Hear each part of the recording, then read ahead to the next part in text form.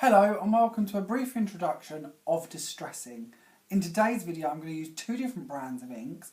We're going to be looking at the Distress inks, which are the original ones by Tim Holtz, and we also have in store now a really good copy, which is one of the best bits about it is they're bigger pads and they're cheaper, which we love. They're virtually half the price of the Distress inks. They both work in a very similar way, so I'm going to start off today showing you the original, which is our Tim Holtz Distress inks. I tend to work a lot with my inks on a bathroom tile. I know it's slightly odd, but I find this is the best way to get the most value out of my ink and a nice safe place to work and easy to clean up afterwards. We also sell these in store for only 50p, so if you do want a bathroom tile, they are available. We're just going to pop the ink down onto the tile, and when we do that, instead of padding, a lot of people tend to pad. You'll notice with two pads I've got a quarter of the ink of if you just give it a good push down onto the actual tile, you'll get a lot more out. I'm now going to use a blending egg, which again come in two different sizes. We do the small and the large. The small ones you get at 4 in a packet, the large ones you get 2. One of the best things with these is you can wash them.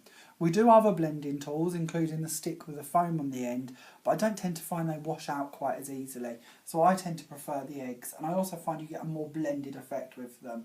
But we do have the others available as well if you wish.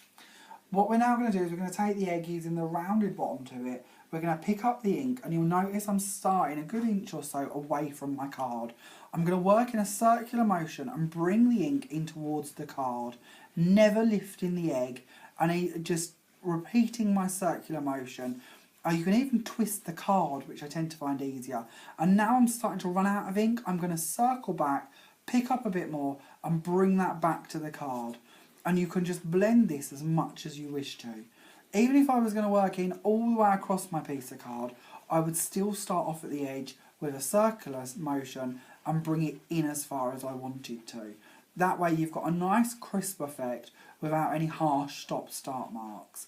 One of the biggest places people go wrong is they pick up their egg and they plop it down, and then you get all of these start-stop marks that are a lot harder to blend out, and that's really quite an issue. So make sure circular motion and blend into it. Even if you're going to be working with different colours, maintain that effect. If you want to blend colours, that's no problem. What we're going to do now is we're going to pick up one of the purples from our other version of inks, and we're going to put a little bit of that out on the tile too. And then we're going to work on the other side with that and show you that you can blend these two different ink brands together. So again, we're just working in a circular motion and we're just going over the top of that. I'm going to do a little bit here so you can see the colour on its own if you don't want to blend them, and then a little bit going around the corner onto the other one. So not only here are you seeing we can blend two different brands together, you're also seeing how two different colours can be layered to create different effects. Distressing is one of my favourite techniques to do. There are so many ways in which we can use this and different things we can do with it, but that's just your basics in distressing. Really simple, easy, circular motion on a smooth surface. A lot of people tend to do this on paper or card, and when you're doing that, the paper or card you're working on is trying to absorb all that ink you're working with. The good bit with a tile is it's not a porous surface, so it's not going to absorb it. Your ink stays wet on the tile and you can just work with it. The non-stick mats are quite good as well, so if you don't have a tile or you'd like a non-stick mat, again they're available, and again a really good surface to work on. I just quite like the tiles, I find they tend to work best for me. Another thing I really like doing with inks as well, which a lot of people haven't thought of or seen or know about, is using them as a paint, which is really good because if, like here, you've distressed around something or you've coloured your piece of card, what better way than to make a focal point that matches in with it. So again, I'm just going to take this purple one, I've squidged out a bit onto another tile. Now you have two choices here. You can either spritz this with some water, or you can use one of our water paint brushes. If you haven't seen these before, they're literally a barrel of water that go down to a thin paintbrush at the end here. And if you squidge the barrel, you will see that water comes through the brush and drips out down the end. I don't want you to push that hard when you're using it, but I do want you to see how the water works.